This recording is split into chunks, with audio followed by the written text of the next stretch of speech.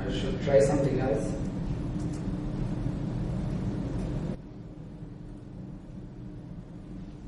It gave me a response, but it is a error actually. So I think there is something that is blocking me from getting into it. Maybe some amplifier encryption or anything. Maybe they are using hash. So I have to modify the code again. Let me try to do that.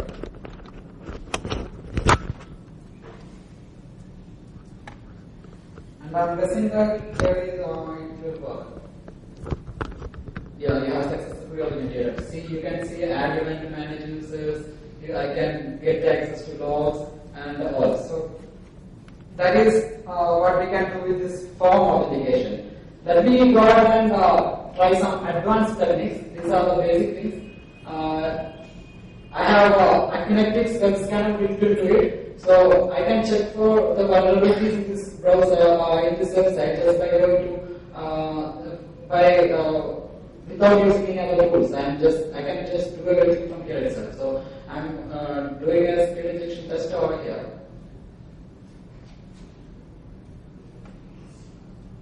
It's on progress.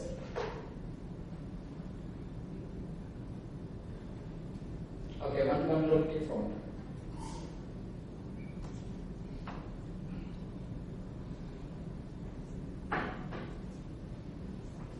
And it is showing that the vulnerability is SQL injection and parameter type is get and parameter name is ID. So I'll go back to the website and we'll try to get something with ID. So when I'm going there, you can see it over here that it's index.php ID is equal to 4. So I'll go to that page. Okay, and here I'm going to try some advanced SQL injection techniques. And normally when you are doing advanced SQL injection techniques on, say, a production environment, there will be too many injection points, there will be too much tables, columns, and everything. At that time, it won't be easy for you to count each and every columns, tables, and all. And at that time, production testing is going to be a little bit tough. So what I'm going to do is that I'm going to use hack part, which is a part of Mandra, and let me check whether it is vulnerable or not. So I'm just putting a code over here and I'm executing it.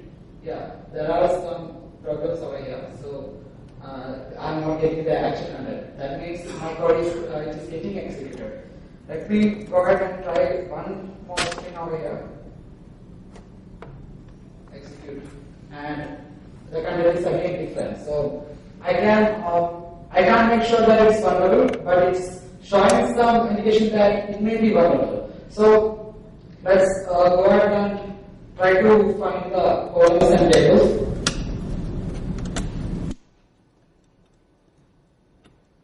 Something for by 1. Execute. And I don't have any error over here. And I have to increase this number 2, 3, 4, 5 like that, and up to a certain number where I will get some error. So in a productive environment, it's not going to be easy. There may be 1,000 or 2,000 or more than that number of tables over there. At that time, it's not going to be easy for you. So in Mandra, you don't have to change the value by yourself and press enter all the time. You can do it from the hack bar itself. So I'm simply selecting this part and pressing on this plus button, and it will get executed. So pressing again. 7. See, here I have an error. So just before that, it was party normally. See, so on 8 we have error, and on 7 I don't have error. So I can confirm the column name number is 7. So let's go ahead and make a union statement. And for that, you don't have to type it all yourself. There are union statement in Mandra itself. So I'm going to do that, and it will ask me how many columns are there. So I'm saying 7, and execute.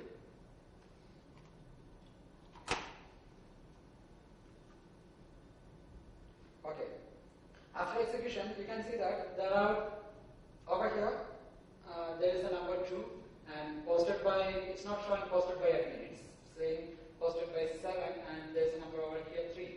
So these numbers are the vulnerable columns. So I can do anything over here. Say on 2 I can execute any type of SQL commands. So I want to know, I want to know which user is actively on, which user is active on. So I'll just go ahead and type user over there and I'll try to execute it.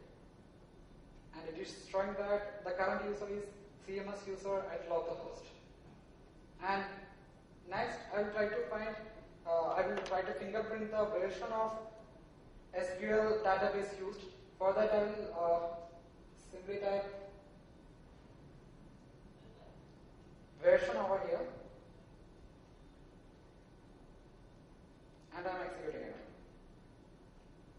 See, the version over here is 5.0.45. In SQL injection based attacks, yeah, you already know that if it is less than 5, there is no information schema, you have to adopt some other techniques, and if it is greater than 5, the values are stored in using information schema, so you have to do some special attacks based on that. So here the version is greater than 5.0, so let me do some attacks based on that.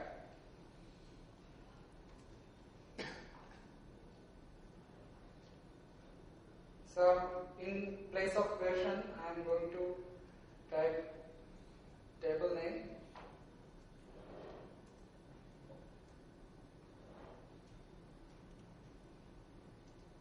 From these are SQL injection commands, so information schema.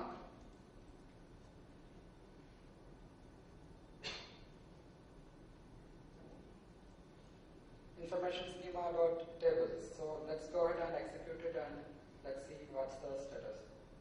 See, the page got reloaded and this time I got all the columns over there on the website, and we have to go through it manually and find what all columns are attractive or interesting to us. So let's go ahead and see. I think character sets is not going to be an attractive one. Profiling, routines, tables, table privileges, user privileges. Log is going to be an interesting, and user is going to be an interesting one. So I'll just copy paste it over here. User. Then going down. Host, tables, time zone name. Contacts is going to be an interesting one. Cache is going to be an interesting one.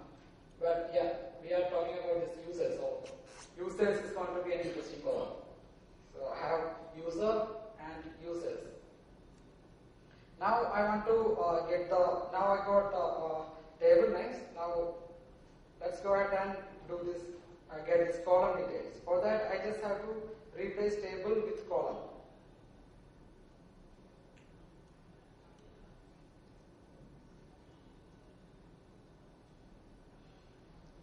Executing it, and there are many columns available are over there, and see, it's going to be a very tedious task going through all these columns and finding out which one stores these user credentials and all. So we have to limit the content.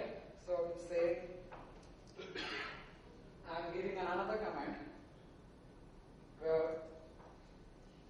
and I am going to tell the web browser to take only columns from the table name user.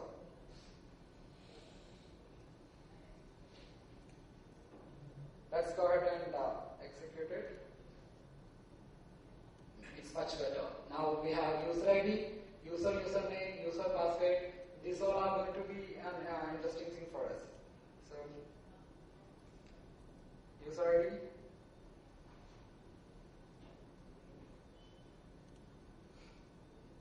username,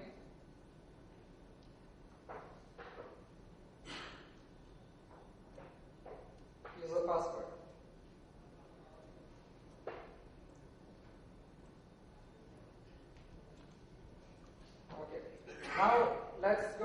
change it again, and this time I'm going to replace this column name with user ID.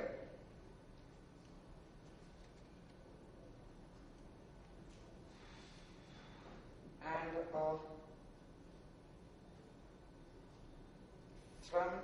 I don't want this information schema at all. I can simply say from user. Now let's go ahead and execute it. It's saying user ID is 1. That means I have the it has the highest privilege. He must be an admin. So now let's find out the username.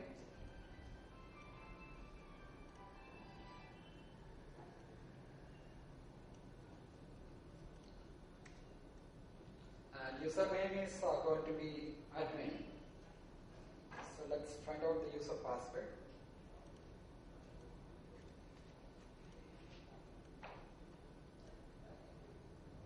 I'm going to and replacing it with user password and executing it.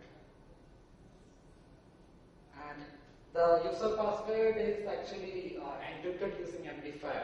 So if I want to decrypt it, I can just copy paste it over here, and I can simply go to encryption MD5 menu, MD5 menu, and send it to md5.rednoise.com, and I can get it decrypted.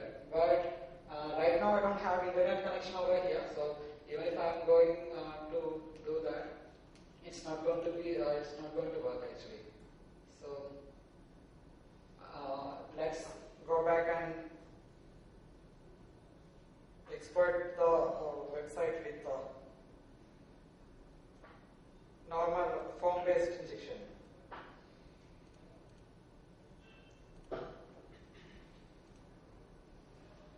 So I'm going to leave HTTP headers again. I'm typing some random usernames and passwords and clicking on logging in and replaying the username and password with my value.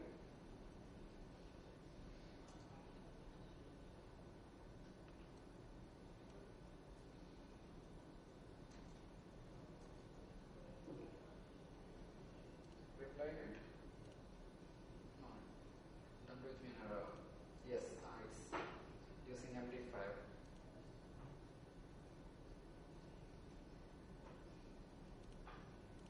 Yes, I have successfully authenticated and I got access. So let's see how I can actually escalate my privileges. This is not going to be enough for me. I want some root access to the web server. I want to access all the websites hosted on the website. And these admin things are not going to do the stuff.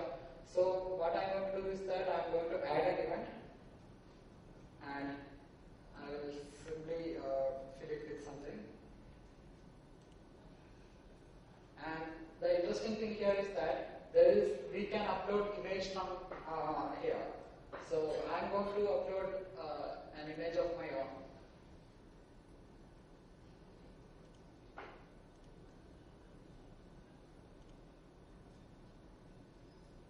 Yes. So for me, I have this C99 shell over here.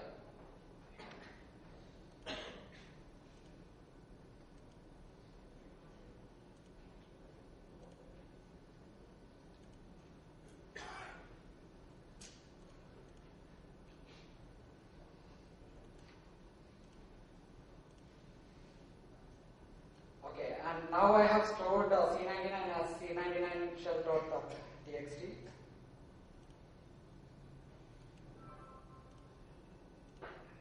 Okay, so I'm going to rename it as C99 shell.php. This C99 shell is a PHP shell that I can use it like it works like a Trojan itself. So if I can upload it onto a website and I can access it by URL, then I have complete access to the website. So I'm just going and